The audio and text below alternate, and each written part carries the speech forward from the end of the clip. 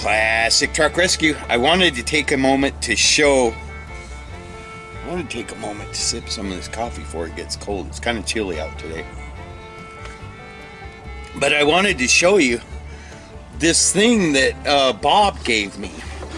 It goes with the truck that Bob built. This right here is something that Bob made to reproduce the big window in the infamous Chevy big window cab. And he made this to mimic the way that the window curves around the back of the cab, because someone had shot Bob's window out in the middle and he wanted to make it roll up and down. So he used this and sent it to the plastic company that made the Lexan, I guess, windows, and they made 3 pieces, the piece that rolls up and down and one for each corner. But look at the detail. So what they would do is they would put the plastic, once it's heated up, in here, and then I guess this would close down, and I'm not going to push it all the way down because I think this might be a little brittle. But they would wrap this around there, and then maybe I'm thinking they strapped it maybe right here. Hopefully you can see that right there. But I got to looking at it further and I realized he recessed all these nails and everything, which I understand he would have to do to keep the plastic from getting marks on it when it's warm, heated up. I mean, they had to heat it up to bend it, so you would think that if a nail was sticking out even a little bit, it would leave a mark in that heated plastic. But he did the same thing with the hinges. These hinges are riveted on, they're recessed, and then I looked at it and I noticed he glued it before he riveted it. And I thought, well, that might be a little overkill. And then I realized, well, if he hadn't glued it, the only thing that would be holding it is 2 tiny rivets that are already recessed, and this is thin wood, so that would easily pull through there.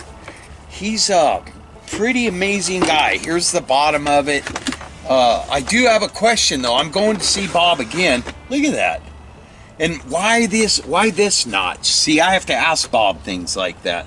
And these I thought were chips missing out of it. They're not chips missing out of it. Those are cut specifically in there for some reason. But anyways, just an amazing thing. Something that an American did back when Americans had all their ingenuity going on. And what are those 2 holes for? And why is there only one over here? You know?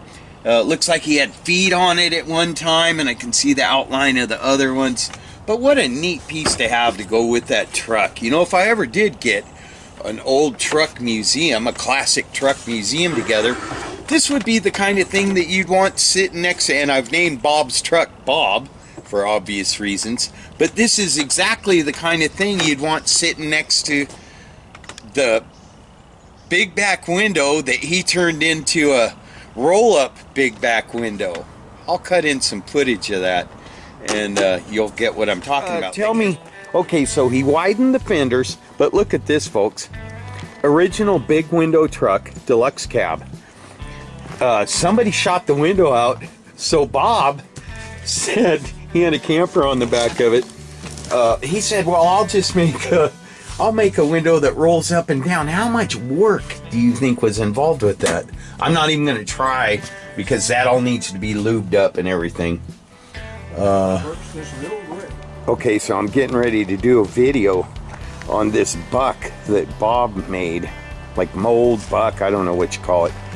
But you can see, this is my 1955 GMC Suburban pickup. It's the equivalent to the Chevy Cameo pickup, except that they're a lot rarer. They only made 300 of these. But you can see that the front end is the same front end that Bob's truck has on it.